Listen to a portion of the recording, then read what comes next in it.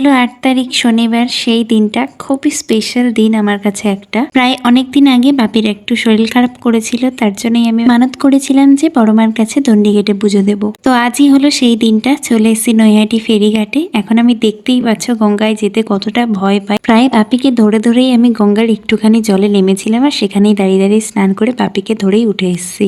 যারা দণ্ডিঘাটের ব্যাপারে জানো, যে গঙ্গার একদম ঘাটের ওখান থেকেই, যেখানে জল শেষ হচ্ছে ওখান থেকেই দণ্ডি কাটতে হয়। তো অ্যাজ ইউজুয়াল আমিও ওখান থেকেই দণ্ডি কেটেছি। মাঝপথে এসে একটু শ্বাসকষ্ট উঠে গেছিল, কারণ আমার ঠান্ডা লেগে গেছিল অনেকটাই। আর তারপর মাঝ রাস্তা কিছুটা দণ্ডি কেটে আসার পরে বাপি মায়ের পুজো দেওয়ার জন্য ডালা কিনে নিয়েছিল।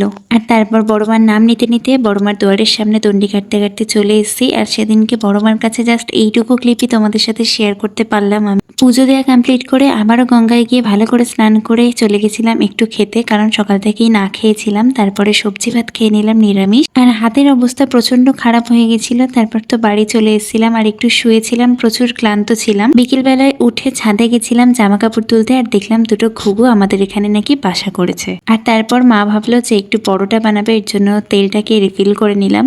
প্রায় 12টা সাড়ে 12টার মধ্যে আমরা বাড়ি চলে এসেছিলাম বড় মায়ের কাছ থেকে। তারপর আমাদের একটু খিদে পেয়ে গেছিল সন্ধ্যাবেলার দিকে, তো মা আলুর তরকারি আর পরোটা বানিয়েছিল। আর জানো তো রাতের দিকে হাতটার অবস্থা এরকম হয়ে গেছিল, মা লাস্টে মলম লাগিয়ে দিচ্ছিল। যাই হোক, আজকের ভিডিওটা তোমাদের কেমন লাগলো অবশ্যই জানিও।